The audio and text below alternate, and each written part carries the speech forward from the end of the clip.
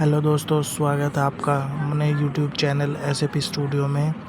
तो दोस्तों, आज हम सीखेंगे एसएपी में सर्विस प्रोक्योरमेंट के लिए परचेज ऑर्डर कैसे बनाया जाता है। तो उसके लिए ट्रांजैक्शन कोड दोस्तों सेम ही रहता है, ME21N। तो बिना कुछ समय गंवाए हम उसको स्टार्ट करेंगे। उससे पहले एक छोटी बात और बता दूं मैं आपको।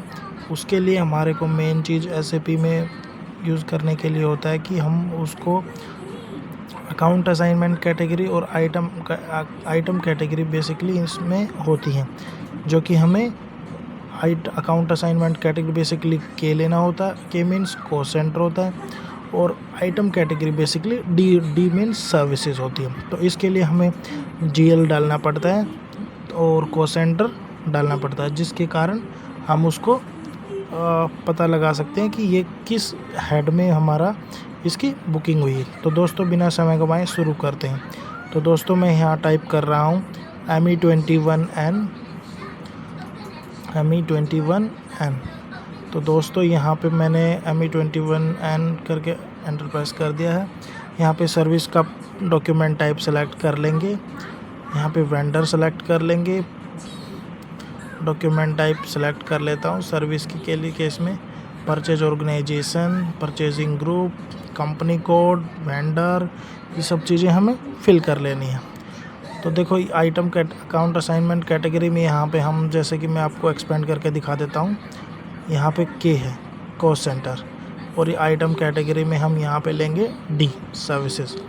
ओके दोस्तों, तो यहाँ पे फिर हम शॉर्ट टैक्स में जो हम जिस टाइप की सर्विस है उसके टेक्स्ट हम डाल सकते हैं, जो हमें पीओ पे हमारे पे हेड में रिफ्लेक्ट होएगा। ठीक है, लेट सपोज यहाँ के लिए मैं repair and maintenance services charges डाल देता हूँ, और उसके बाद मैं जैसे एंटर प्रेस करूँगा तो ये डेट और अदर चीज़ें फिल कर लेता है। फिर हमें मैन्युअली प्लान पुट करना है, और मटेरियल ग्रुप मैंने डाल दिया सर्विस के केस में। तो अब यहाँ पे मैं सर्विसेज, यहाँ पे देखो दोस्तों, मेन काम होता है सर्विसेज में। अब यहाँ पे मल्टीपल सर्विस हो सकते हैं, जैसे हमारे केस में मैंने 2 सर्विस ले रखी है, सर्विसेज 1 और सर्विस 2। तो इसमें क्वांटिटी में डाल देता हूँ ये यूनिट ऑफ मेजरमेंट और ये अमाउंट।